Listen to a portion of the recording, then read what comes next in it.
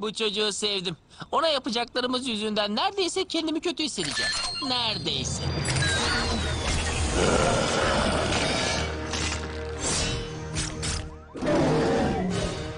Çok eğlenceli.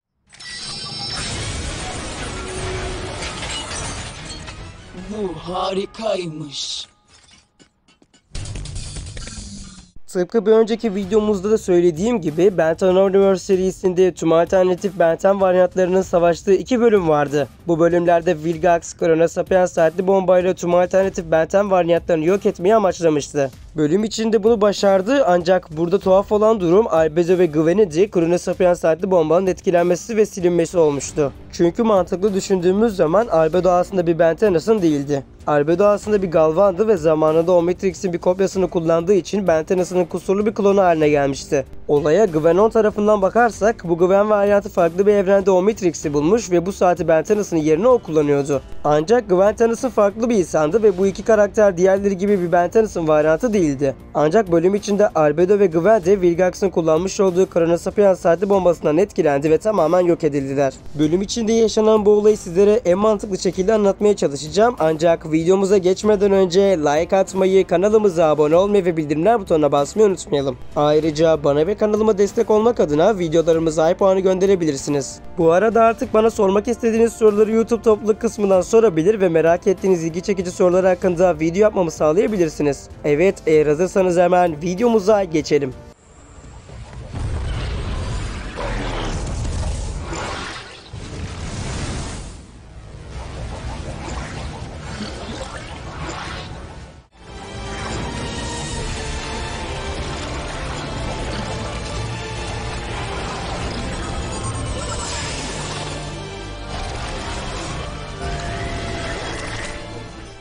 Açıkçası bu soruyu anlamak için öncelikle Ben 10 Universe evrenindeki bazı önemli kuralları ve karakterlerin geçmişini dikkate almak gerekiyor. Bildiğiniz üzere Vilgax'ın Chrono Sapiens saatli bombası evrendeki tüm Ben 10'ın varyantlarını hedef alarak onları yok etmek üzerine tasarlanmıştı. Şimdi bölüm içinde Albedo ve Gwen'in bu bombadan nasıl etkilendiğini anlamaya çalışalım.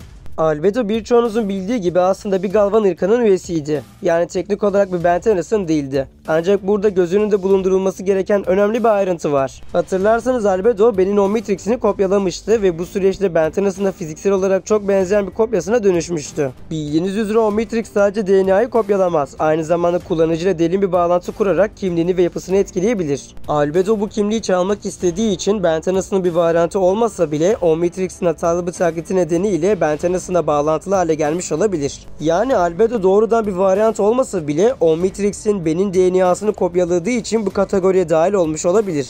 Bölüm içinde Chrono Sapiens saati Ben 10'ın her şekilde bağlantılı olan tüm varlıkları hedef alıyordu. Albedo'nun Omnitrix'te olan bu bağı bombanın onu da Ben'in bir varyantı olarak algılamasına neden oldu. Bu yüzden Albedo da bombanın etkisi altında kaldı ve yok edildi.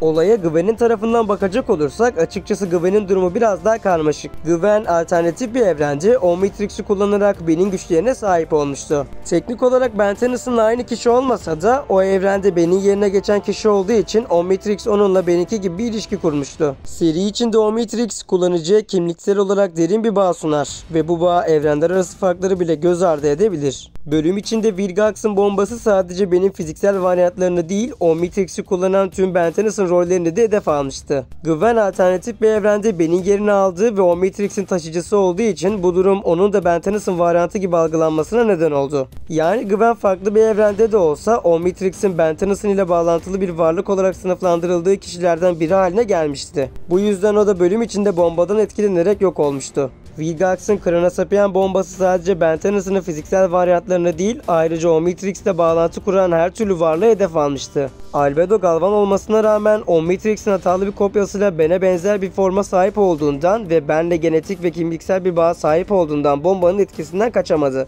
Gwen ise alternatif bir evrende Ben'in yerine geçip Omnitrix'i kullanmasına hatta evrenler arası farklılıklara sahip olmasına rağmen Ben 10 varyantı olarak algılandı ve bu yüzden bombadan etkilendi. Açıkçası hem Albedo Naruto hem de Gwen Vilgax'ın bombası tarafından belli bir varyantı olarak sınıflandırıldı ve sonuç olarak ikisi de bölüm içinde yok oldular. Evet arkadaşlar, bugün sizlerle birlikte Ben 10 Universe serisinde alternatif birer Ben 10'ın olmamalarına rağmen Gwenon ve Albedo neden yok oldu, bu konu hakkında konuştuk ve umarım videomuzdan keyif almışsınızdır. Her zaman olduğu gibi bu tarz videoların devamı için videomuza like atmayı, kanalımıza abone olmayı ve bildirimler butonuna basmayı unutmayalım. Ayrıca bana ve kanalıma destek olmak adına videolarımıza puanı gönderebilirsiniz. Bu arada artık bana sormak istediğiniz soruları YouTube topluluk kısmından sorabilir ve merak ettiğiniz ilgi çekici sorular hakkında video yapmamı sağlayabilirsiniz. O zaman bir başka videoda görüşmek üzere. Kendinize çok iyi bakın. Hoşça kalın.